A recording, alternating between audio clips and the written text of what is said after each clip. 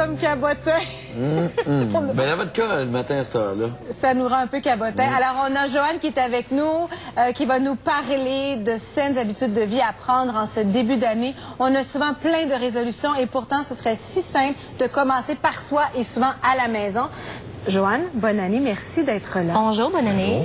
On va d'abord parler d'une statistique troublante dont on a entendu parler tous. Évidemment, on ne sait pas si c'est vrai, mais c'est quand même dérangeant. Ben parce qu'on peut pas le vérifier encore, mais on nous dit, c'est ça, les chercheurs nous disent que pour la première fois de l'histoire, nos enfants vont probablement mourir de 2 à 5 ans avant nous. Donc l'espérance de vie, un recul de l'espérance de vie. Qu'est-ce que ben, ça serait lié, la première chose aux habitudes de vie. Les habitudes de vie qui se dégradent. Donc, plus d'obésité, probablement qu'on mange moins bien. Alors qu'on en parle tous les jours. Oui. Hein, on n'en a jamais autant parlé de ça. On parle de bouffe, les émissions, de cuisine. On nous donne des trucs faciles, rapides. Mais on est sédentaire, on bouge pas beaucoup, on mange beaucoup, tout est accessible. Exact.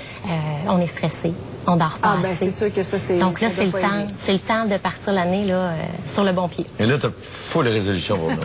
Full résolution? Ben, en fait, non, moi, je dirais qu'il faut y aller tranquillement. Oui, c'est ça. Ben, c'est parce qu'en fait, si on veut que ça fonctionne, l'idée, c'est des habitudes de vie, c'est pas des contraintes de vie. Fait que ça serait ça la première chose. C'est bon, déjà ça. C'est pas pire, hein? Oui. Fait qu'on va essayer d'être mollo.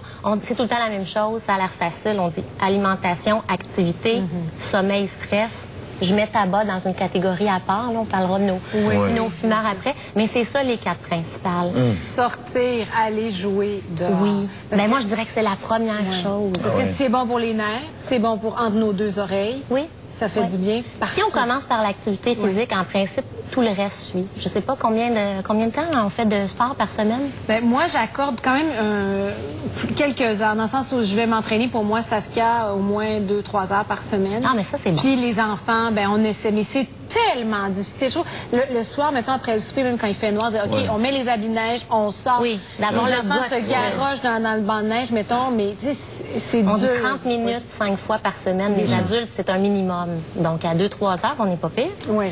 Les enfants, 1 heure par jour. Tu faire ça le reste de la semaine, Saskia, c'est super. Non, mais avec les petits, tu sais, des fois, les enfants, ils se comprennent pas. Ben, moi, c'est pour ça que ça fait du bien aussi psychologiquement à tout le monde. C'est sûr. 1 heure par jour, les enfants. Donc, c'est là où le bas blesse. C'est pour ça qu'on parle de peut-être un recul.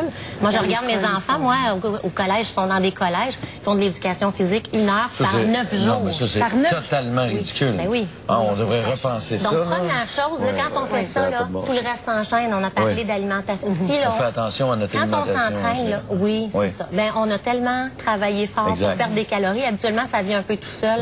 Après ça, on va prendre de meilleures habitudes. On va moins manger, premièrement. On va choisir des trucs moins caloriques. On va mieux les cuire. On en parle ici des fois. Donc, ça, ça va venir. Tout le temps. Non, oui, c'est pas parce qu'on donne pas des trucs. Hein. Si on dépense de l'énergie et on mange bien, on va mieux dormir. On va avoir besoin de recharger nos batteries. Puis si on s'entraîne, ben tu l'as dit tantôt, ça fonctionne entre les 2 oreilles. Le sommeil, c'est vrai qu'on a tendance à banaliser le sommeil, mais c'est prouvé que maintenant, dans notre monde actuel, on manque énormément de sommeil, on a un déficit, et ça se rattrape pas, ça. Hein? Non, ça se rattrape pas. Puis il y a des effets, là, on dit des effets similaires à l'état d'ébriété. Et sur l'obésité aussi. Sur l'obésité aussi. Oui, parce que quand on est en carence de sommeil, on a tendance à compenser en mangeant plus riche. Plus de calories, plus riches, plus d'alimentation lourde. Là. Donc, il faut bien dormir. Vraiment, là, état d'ébriété, hein, on dit comme la même veille. Là. Oui, c'est ça. On passe une nuit blanche ou on passe une semaine à dormir 4-5 heures. Là, on est dans un rush, il faut finir. Là, c'est le temps des vacances.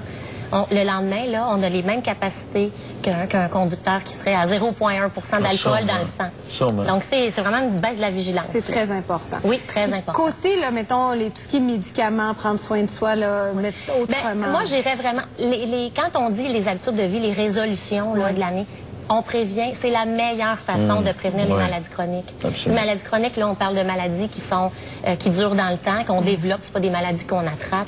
C'est des maladies qui sont non contagieuses, évidemment, mais qui sont tout le temps évitables. Je parle du diabète, par exemple, qui est un des gros mots. Là, les troubles cardiovasculaires, l'ostéoporose, parce que quand on fait de l'exercice, ben, les muscles exercent une pression sur nos os, on prévient l'ostéoporose, on prévient une panoplie de maladies chroniques. Et là, ce que ça donne, ben, on vit plus longtemps, mais on vit mieux aussi. On se sent mieux. Donc, tout part de là. Et pour débuter ça du bon pied, on fait quoi? Une auto-évaluation? Est-ce que c'est quelque chose? Mais la première chose, c'est de se connaître. Oui. Donc, d'avoir clairement un portrait de soi. Si on a de la misère à le faire objectivement, là, ou on a tendance à être trop clément avec notre vrai portrait, on demande est fait avec nous des fois. Oui, surtout quand il y a de changer. On demande de l'aide partout au Québec. Il y a des excellents centres, il y a des bonnes cliniques, la kinésiologie qui est en hausse. Nous, chez nous, à la clinique... C'est quoi la kinésiologie exactement? Parce que c'est un mot qu'on entend, mais c'est pas... C'est des professionnels, je dirais, du mouvement, de la posture, des habitudes de vie. C'est très vaste. Les kinésiologues sont... il y a diverses spécialités en kinésiologie.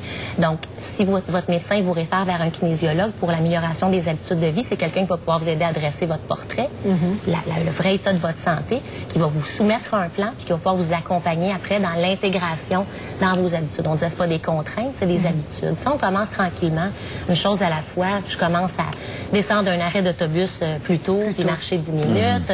Après ça, ça se fait tout seul, c'est intégré. On ajoute autre chose. On commence à améliorer l'alimentation. On commence par choisir notre pain préféré qui contient le plus de fibres, le plus de céréales. C'est pas si compliqué. C'est pas désagréable en plus. Hein? C'est bon de manger bien. C'est ça. Puis, on va ressentir tous les effets bénéfiques là, qui viennent avec. Donc, mais on se connaît. On sait où sont nos abus, on sait où sont nos erreurs, on sait où sont nos problèmes. Oui. En général, là, en général, on le sait. Il n'y a pas de secret. Mais c'est plus facile à dire. On dit souvent, les professionnels là, qui accompagnent les gens vers des résolutions vont dire que ça prend au moins 2 choses pour arriver à nos fins, pour arriver à nos objectifs. Ça prend un objectif, souvent s'inscrire dans un défi, s'inscrire dans une marche. Mais là, on vous parle beaucoup de nous ces jours-ci du défi 5-30, donc c'est peut-être l'occasion de le faire. Je pense que c'est jusqu'à fin janvier qu'on peut s'inscrire.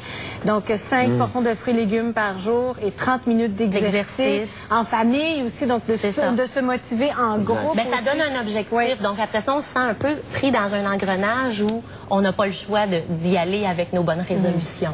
Donc ça, c'est une des choses. Puis l'autre des choses, c'est d'avoir un plan précis avec quelqu'un qui nous accompagne. Si ça peut pas être un ami, un conjoint, c'est un professionnel. C'est quelqu'un qui nous tient la main, qu'on sait qu'il va nous peser ou qui va mesurer nos résultats. Puis on se fait un cadeau dans ce temps-là aussi, parce que des fois, évidemment, on doit peut-être débourser un peu, mais c'est de voir comme s'offrir un cadeau à soi-même. Et pas voir trop haut, peut-être aussi, parce qu'on se met toujours la barre bien haute, puis ça dure une couple de semaines. L'objectif, là, si vous êtes bien conseillé, puis on commence, ça devrait pas être de faire le marathon de Montréal l'été prochain, là. On avait mis ça sur notre liste, nous autres, là. On n'avait pas dit un demi-marathon, nous autres. On peut peut-être encourager, déjà, ça serait bon. Oui, c'est ça. Ben, juste de se rendre, de marcher. Allez-y, en marchant. Non, mais il faut être réaliste. Moi, je dis une petite chose à la fois, puis partir dans une séquence logique. On part de nos principales lacunes, puis l'activité physique, là, vraiment, le mettre en premier. On parle même de bénéfices, là, dernièrement, sur les troubles de la mémoire.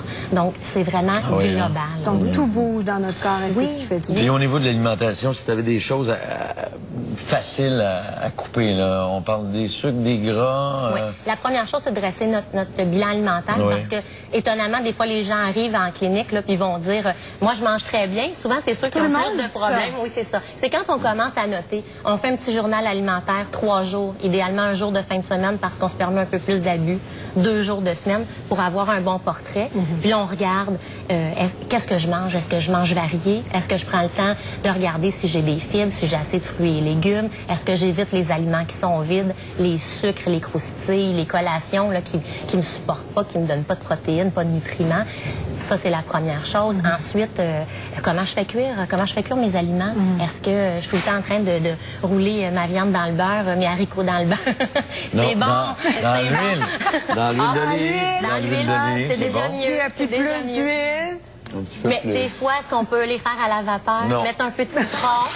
Non. Comment on assaisonne aussi? On peut donner du goût autrement que par des gras. On peut donner du goût par des aromates, par des herbes fraîches. On est chanceux, tout est accessible ici. On réduit nos portions un petit peu. Mais déjà d'être à l'écoute de notre... Puis on partage notre assiette. C'est assez facile, hein? On partage notre assiette visuellement en 4. Est-ce que j'ai assez de fruits et légumes? Est-ce que j'ai une portion raisonnable de protéines? J'ai-tu des fibres? J'ai-tu des féculents? C'est comme ça qu'on fait. C'est la base. Ben oui. C'est pour ça que ça prend des fois un peu de coaching. Un peu de coaching quand on le fait ensemble, entre amis. Coaching et un peu d'effort aussi. Oui, ça prend des efforts, mais des efforts qui vont devenir, tantôt on disait, qui vont être agréables et qui vont être payants. Il y a plein de côtés très le fun à prendre des meilleures habitudes de vie. Puis on va y goûter, là, assez court terme. Hein? On n'a pas besoin de 1 an de remise là, en forme pour voir les bénéfices. On va le voir rapidement. Merci beaucoup, Joanne. Merci, Joanne. Bon, mais on va se faire un petit bilan. On pourrait commencer par ça. On va faire un petit bilan. Demain. On vous attend. On vous attend. Demain, c'est comme ça que on vous attend à la clinique. Là, j'appelle. Oui. Merci beaucoup, Joanne. Au retour de la pause, France d'amour est avec nous. On va parler.